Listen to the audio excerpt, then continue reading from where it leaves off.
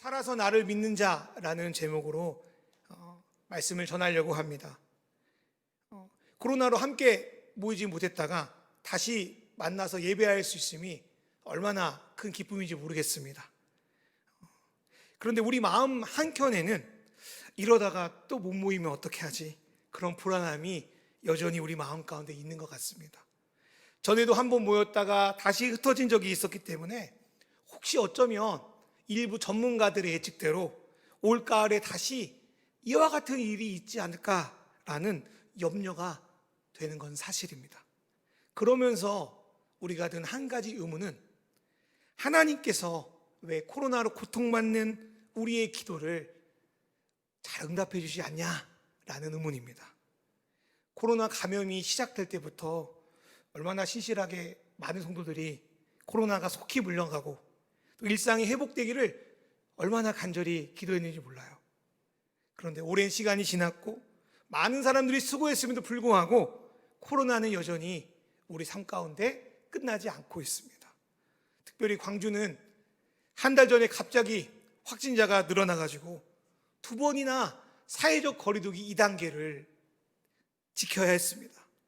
이제 점점 코로나 확진자도 줄어들고 다시 일상으로 가겠다는 기대를 하고 있는 찰나에 다시 찾아온 거리두기는 우리의 마음을 지치게 하고 우리의 소망을 꺾기에 충분했습니다. 가장 아픈 거는 아까 권사님도 기도해 주셨지만 한국의 교회들이 코로나 확산의 주체로 여겨지는 현실이 너무나도 가슴이 아픕니다. 일부 교회가 잘못한 부분이 있긴 하지만 그렇다고 해서 한국의 모든 교회들이 함께 오해받는 게 너무 억울하지 않습니까? 또 한편으로는 교회를 통해서 그리스도의 영광이 드러나야 되는데 어쩌면 우리가 주님의 얼굴에 먹칠하는 거 아닌가, 주님의 영광을 가리우는 거 아닌가, 그런 생각에 얼마나 주님 앞에 부끄러운지 모르겠습니다. 이런 상황 속에서 우리 그리스도인들은 이렇게 기도할 수밖에 없는 것 같아요. 하나님, 왜 우리를 도와주시지 않습니까? 주님이 조금만 도와주시면 해결될 문제 아닙니까? 왜 우리를 그냥 내버려 두십니까? 왜 이런 고통 가운데 있게 하십니까? 물론 우리가 잘못은 하긴 했지만 그렇다고 하나님의 아들, 딸을 그렇게 무시받게 하십니까? 그러한 기도와 그러한 질문이 우리 가운데 있는 줄 믿습니다. 그러나 이러한 질문은 코로나 시대를 살아가는 우리에게만 해당되는 것이 아니라 예수님과 동시대를 살았던, 그리고 예수님을 사랑했던 사람들이 했던 질문이기도 합니다. 오늘 말씀을 보면 사랑하는 자신의 오빠가 곧 죽게 된 2명의 자매가 나옵니다. 그 사람이 누굽니까? 바로 마르다와 마리아입니다. 이들 가족들은 예수님을 무척 사랑했고 예수님도 이들을 사랑했습니다. 그리고 이들은 예수님이야말로 구약에 예언된 메시아라는 것도 믿었습니다. 그렇게 사랑했던 오빠와 딸들이었습니다. 그런데 오빠가 죽을 병에 걸리자 마르다와 마리아는 예수님께 사람을 보내서 예수님께 오빠의 상황을 빨리 알려서 예수님이 그 소식을 듣고 빨리 와서 고쳐주기를 바랬습니다. 요한복음 11장 3절 말씀을 같이 한번 읽겠습니다. 이에 그 누이들이 예수께 사람을 보내어 이르되 주여 보시옵소서, 사랑하시는 자가 병들었나이다. 주님, 다른 사람도 아니고 그렇게 주님이 사랑했던 나사로가 병들었습니다. 빨리 와서 고쳐주십시오. 그런데 예수님은 어찌된 일인지 그 보낸 사람을 따라가지 않으시고 오빠의 병은 죽을 병이 아니다는 것과 이를 통해서 하나님과 하나님 아들 예수가 영광을 받을 것이라는 그 소식만 전하고 이틀 동안 그곳에 그냥 머물러 계십니다. 요한복음 11장 4절 말씀 읽어보면 예수께서 들으시고 이르시되 이 병은 죽을 병이 아니라 하나님의 영광을 위함이요 하나님의 아들이 이로 말미암아 영광을 받게 하려 함이라 하시더라.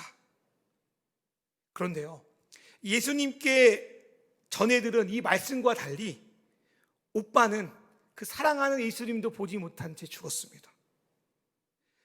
예수님은 하나님의 영광을 나사로를 통해 드러낼 거라고 말씀하셨는데 하나님의 영광이 드러난 것이 아니라 오히려 하나님의 영광을 가리게 됩니다. 그도 그럴 것이 사람들은 나사로의 죽음을 가지고 이렇게 수근거립니다. 요한복음 11장 37절에 보면 그중 어떤 이는 말하되 맹인의 눈을 뜨게 한 이 사람이 그 사람은 죽지 않게 할 수 없었느냐 하더라 하면서 다른 사람의 비웃음을 오히려 예수님이 받게 됩니다. 그리고 무심하게도 예수님은 죽은 지 나흘 만에, 다른 말로 4일이 지난 후에 비로소 베다니에 도착합니다. 현실적으로 보면 이 상황에서 마르다와 마리아에게 무슨 소망이 있겠습니까? 이 여인들에게 남은 거는 오직 절망과 슬픔뿐이고, 예수님에게 얼마나 섭섭하고 얼마나 예수님이 제 표현에 의하면 믿겠습니까? 그렇게 사랑했는데, 그렇게 좋아했는데, 그렇게 섬겼는데 말이죠. 사랑하는 기린교회 성도 여러분, 여러분은 언제 절망하십니까? 어느 때에 이제 끝장이구나, 이제 아무것도 안 되는구나 라고 생각하십니까? 제가 볼 때는 첫 번째로 내가 세운 대로 일이 진행되지 않을 때 우리는 절망감을 느낍니다. 마르다, 마리아 두 자매에게도 본래 계획이 있었잖아요.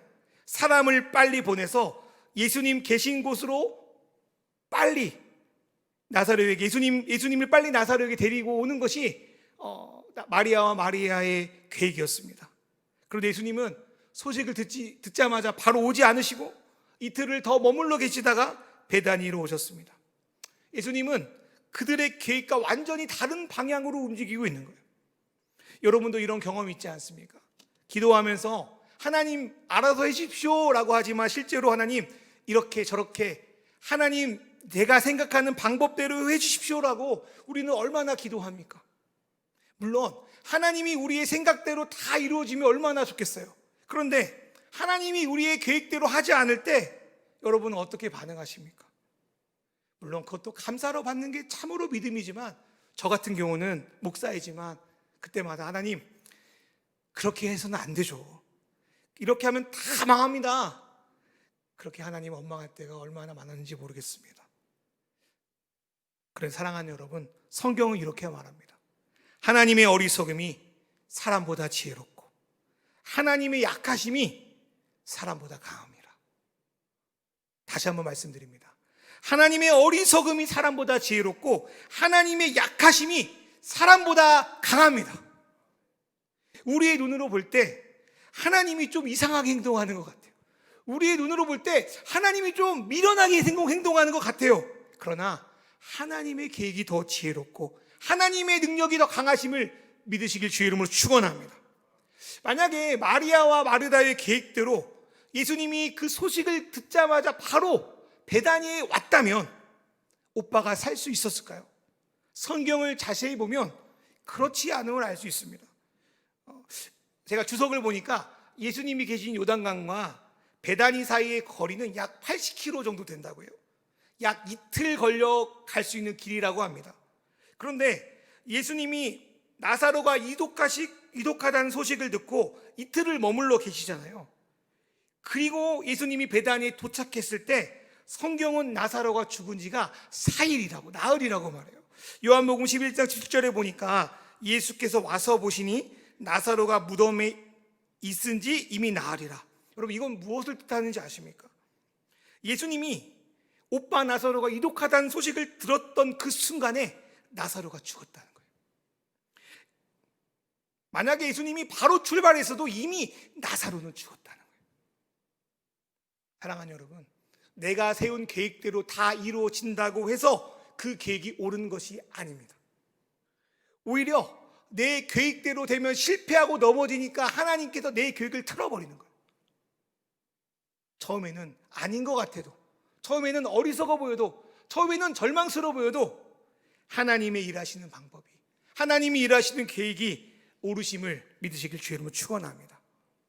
사랑하는 여러분, 혹시 지금 혹여나 하나님께서 내 계획대로 이루어지지 않는다고 원망하고 계시지 않습니까? 보이지 않아도, 이상해 보여도, 어려워 보여도 하나님께서 저와 여러분을, 또 계린교회를 더 좋은 길로 인도하고 계심을 믿으시길 간절히 바랍니다. 두 번째로 우리가 절망하는 이유는 자신이 붙들고 있던 믿음의 명제가 무너졌을 때 절망합니다. 마르다가요, 예수님을 영접하러 나와서 처음 꺼낸 대화의 내용이 무엇이냐면 요한복음 11장 21절 말씀을 보겠습니다. 마르다가 예수께 여짜오되 주께서 여기 계셨더라면 내 오라버니가 죽지 아니하였겠나이다. 이후에 마리아가 예수님을 만나러 왔을 때도 마리아 역시 똑같은 말을 합니다. 요한복음 11장 32절 말씀도 같이 읽겠습니다. 마리아가 예수 계신 곳에 가서 배웠고 그 발 앞에 엎드려 이르되 주께서 여기 계셨더라면 내 오라버니가 죽지 아니하였겠나이다 하더라. 여러분, 이 두 말씀을 볼 때 마르다와 마리아가 믿은 건 뭐냐면 나사로가 죽기 전에 예수님만 오시면 산다였어요. 이게 문제가 뭐냐면 예수님을 자기들이 생각하는 그 기준 안에서만 믿었다는 거예요. 그리고 이 기준에 벗어나는 것들에 대해서는 믿지 않았다는 거예요. 심하게 말해서 믿음 좋다는 마리아와 마르다도 자신의 생각대로 자신의 마음대로 예수를 믿었다는 거예요. 특별히 오늘 말씀에 나오는 마르다를 좀 볼 건데요. 마르다를 보면 오늘날 우리의 모습과 참으로 비슷한 점이 많습니다. 마르다는 22절에서 주님께서 무엇이든 구하는 대로 하나님이 주실 줄 믿습니다 라고 고백합니다. 겉으로 보면 마르다처럼 믿음 좋은 여인이 없어요. 요한복음 11장 22절 한번 읽어드릴게요. 그러나 나는 이제라도 주께서 무엇이든지 하나님께서 구하시는 것을 하나님이 주실 줄을 아나이다. 여기만 보면 마르다는 참 믿음이 좋습니다. 그렇다면 마르다는 정말로 예수님이 죽은 오빠 나사로를 살리실 거를 믿고 있었는가? 믿고는 있었습니다. 그런데 반쪽짜리 믿음이었어요. 마르다는 예수님이 마지막 날에 오빠를 살릴 것을 믿었어요.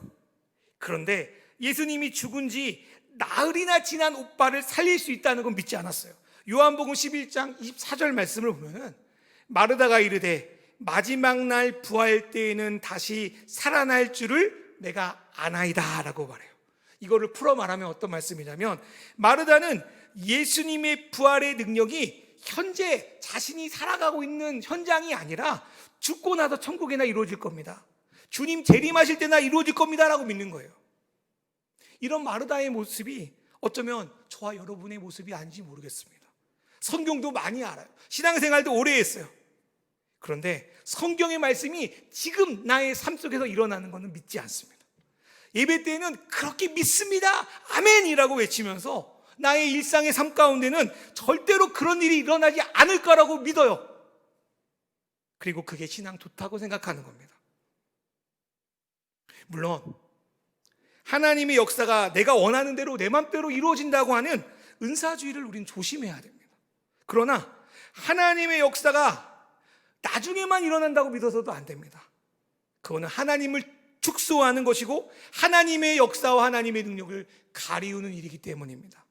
사랑하는 여러분, 하나님은 또 예수님은 죽은 자의 하나님이 아니라 산 자의 하나님을 믿으시길 주의 이름으로 축원합니다.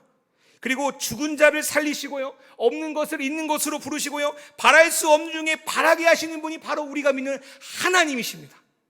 우리의 생각과 우리의 상식을 뛰어넘는 전능하신 분이 바로 우리가 믿는 예수 그리스도심을 사랑하는 여러분 믿으시길 주의 이름으로 축원합니다. 오늘 말씀 17절에 보니까 예수님은 나사로가 죽은 지 4일 만에 도착했어요. 그 당시 날씨로 미루어 볼 때 이미 몸이 썩고 냄새가 나는 상태입니다.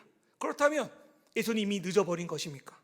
다른 말로 말하면 여러분의 과거의 문제가 해결되지 않았다고 해서 예수님께서 여러분의 과거의 문제를 해결할 수 없는 분이냐는 거예요. 사랑하는 여러분, 절대 그럴 수 없습니다. 하나님은 시간과 공간을 초월하십니다. 우리는 안 돼도 하나님은 되십니다. 우리는 불가능해도 하나님은 가능하십니다. 그러니 사랑하는 성도 여러분, 첫 번째로 과거의 상처와 잘못된 기억과 실패의 경험에 더 이상 사로잡혀 있으시지 않기를 간절히 바랍니다. 마르다와 마리아도 그렇고요, 또 많은 사람들이 이렇습니다. 만약에 멋멋했었다면 참 좋았을 텐데, 이렇게 말하면서 늘 과거의 선택을 후회하며 삽니다. 만약에 코로나가 일어나지 않았으면 참 좋았을 텐데, 코로나가 일어나기 전에 여기에 투자했으면 참 좋았을 텐데, 내가 그때 만약에 그거를 선택했다면 내가 요 모양 요 꼴로 살지 않았을 텐데 하면서 늘 우리는 과거를 추억하고 과거에 미련두고 과거에 얽매여 살아갑니다. 그러나 예수님은 과거에 얽매이는 것이 아니라 과거를 변화시키는 분이신 걸 여러분 믿으시길 바랍니다. 그리고 두 번째로 사랑하는 성도 여러분, 미래만 보지 않기를 바랍니다. 부활의 능력은 미래에만, 주님 다시 오시는 그날에만, 죽고 나서 천국 가는 그날에만 이루어지는 것이 아니라 살아있는 지금 이루어집니다. 살아있는 현재에 이루어집니다. 현재 가운데 개입하셔서 우리를 살리시고 주님이 주시는 영원한 삶, 영생을 맛보게 하신다. 성경이 그렇게 말씀하고 계십니다. 사랑하는 여러분, 만약에 미래에 무슨 일이 일어난다고 하면서 현재에 그에 대한 아무런 증거가 없다면 그거는 공상에 지나지 않습니다. 미래를 바라보는 것도 결국 현재를 기초로 합니다. 우리의 눈은 미래를 볼 수 있지만 우리의 발은 현재에 뿌리 내리고 있습니다. 사랑하는 여러분, 우리가 사랑하는 예수 그리스도, 또 우리를 사랑하는 예수 그리스도는 우리의 미래만 바꾸시는 분이 아니라 우리의 현재를 변화시킵니다. 지금도 성령으로 우리와 함께 하십니다. 그래서 히브리서 기자는 이렇게 말씀합니다. 히브리서 13장 8절에 이렇게 말하는데요, 예수 그리스도는 어제나 오늘이나 영원토록 동일하시니라. 예수님은 우리에게 하나님 나라를 꿈꾸게 하지만 그 나라를 지금 우리에게 가져오시는 분이십니다. 예수님은 지금 이루어지지 않는 것만 보게 하셔서 우리를 막 기만 고문하시는 분이 아니라 지금 우리 삶 속에서 부활의 생명을 드러내십니다. 이게 바로 우리가 잘 아는 요한복음 11장 25절부터 26절의 말씀의 내용입니다. 여러분 다시 한번 읽어볼까요? 요한복음 11장 25절부터 26절 말씀 시작. 예수께서 이르시되 나는 부활이요 생명이니 나를 믿는 자는 죽어도 살겠고 무릇 살아서 나를 믿는 자는 영원히 죽지 아니하리니 이것을 네가 믿느냐? 죽어도 살겠지만 지금 살아서 믿는 자에게도 주님이 영원한 생명을 주신다고 약속하셨습니다. 그리고 오늘 우리는 이것을 네가 믿느냐? 이 사실을 네가 믿느냐? 나 예수를 네가 믿느냐? 하는 예수님의 질문에 응답하셔야 됩니다. 우리는 예수님을 믿는다고 하면서 실제로 나의 느낌이나 나의 경험, 어쩌면 나의 상식을 더 신뢰할 때가 많습니다. 예수님의 뜻을 따라간다고 하지만 실제로 내가 세운 계획과 생각만을 따라갑니다. 예수님이 우리의 생각보다 더 크신 분이라고 입으로 고백하면서 마르다와 마리아처럼 예수님을 자신들이 만들어 온 기준, 자신들이 만들어 온 믿음의 신앙 안에 가둬놓습니다. 그러나 우리가 믿는 예수님은 그런 분이 아니십니다. 예수님은 태초에 함께 하셨던 말씀입니다. 하나님의 아들이십니다. 자신의 생명 하나로 온 인류를 구원하시는 분입니다. 그리고 3일 만에 부활하셔서 잠자는 자들을 부활하게 하는 첫 열매가 되셨습니다. 그리고 지금도 함께 하셔서 우리 삶의 부활의 능력을 경험하게 하십니다. 사랑하는 여러분, 이 예수님을 진실로 믿으시길 주의 이름으로 축원합니다. 때론 우리 삶에 죽음과 절망의 그림자가 드릴 때가 있습니다.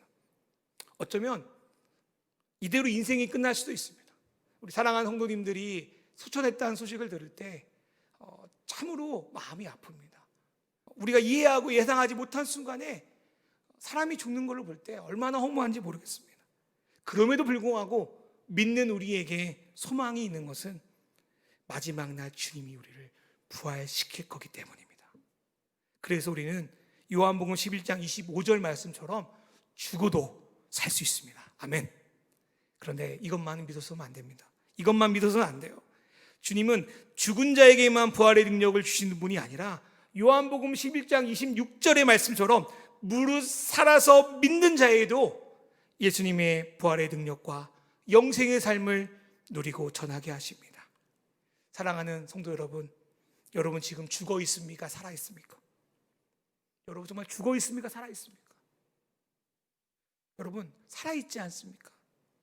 살아 있다고 하면 죽고 나서 받는 것만 생각하는 것이 아니라 지금 무릇 살아 있는 자에게 주시기로 약속한 부활의 능력을 누리시길 주의 이름으로 축원합니다. 우리는 마르다처럼 살면서 이해할 수 없는 일들을 경험합니다.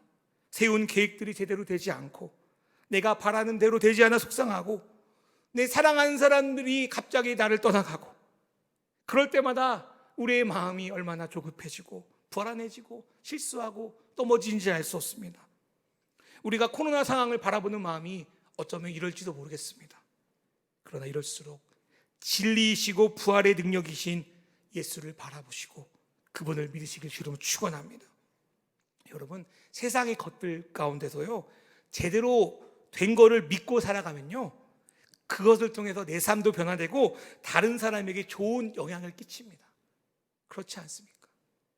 하물며 진리이신 예수를 믿는 저와 여러분이 정말 예수를 믿는다면 여러분의 삶과 여러분의 가정 가운데 주님의 능력과 변화가 일어나지 않겠습니까? 사랑하는 여러분, 믿으시길 주의 이름으로 축원합니다. 그리고 믿기 위해서는 27절에 나온 마르다처럼 우리도 외쳐야 합니다. 주여, 그렇습니다. 내가 믿습니다. 그렇게 외쳐야 됩니다. 우리 요한복음 11장 27절 말씀 같이 한번 읽어보겠습니다. 시작. 이르되 주여 그러하이다. 주는 그리스도시요 세상에 오시는 하나님의 아들이신 줄 내가 믿나이다. 제가 성경을 보니까요, 마르다가요 믿음이 좋아서 외친 것이 아니에요. 여전히 마르다는요, 오빠가 지금 살아나는 것을 믿기 힘들어하고 있습니다. 그런데도 외치는 거예요. 어떤 마음으로 외쳤을까요? 주여, 믿기 원합니다. 믿게 해주세요. 주여, 제가 믿음이 없습니다. 믿음 없는 나를 불쌍히 여기소서. 상황과 환경은 내가 믿을 수 없는 걸로 가득 차 있지만 내가 예수를 믿겠습니다. 주님이 하나님의 아들이고 부활의 능력이 계신 걸 믿습니다. 사랑하는 성도 여러분, 지금 우리에게도 이러한 외침이 필요합니다.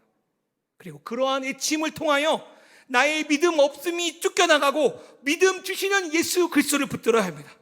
사랑하는 여러분, 우리 안에 예수가 있다면 그건 늦은 것이 아닙니다. 코로나가 우리의 예상보다 길어진다고 해서 우리의 인생이 끝나는 것이 아닙니다. 왜냐하면 부활의 능력이신 예수께서 우리를 살리고 있기 때문입니다. 죽어도 살겠고 살아도 살리십니다. 우리 삶 가운데 영원한 생명을 예수, 우리를 절망에서 건지시는 예수, 죽은 자를 살리실 뿐 아니라 무릇 살아서 믿는 저와 여러분에게 영원한 생명을 주시는 예수를 진정 믿고 나아가시길 주님의 이름으로 축원합니다.